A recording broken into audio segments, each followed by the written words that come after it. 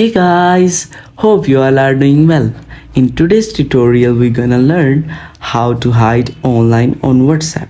So without wasting time, let's start. So first of all, you have to open your WhatsApp application. After you open your application, you have to tap on setting button right here.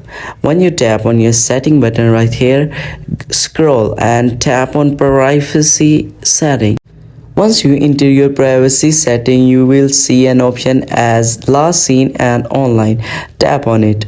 After that, you will see two options as who can see my last seen and who can see when I'm online. So firstly, you have to tap on nobody in option who can see my last seen.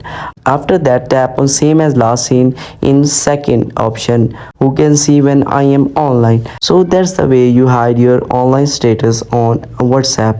So here we go. Thank you so much for watching, and don't forget to subscribe for further cool tutorials. So bye bye.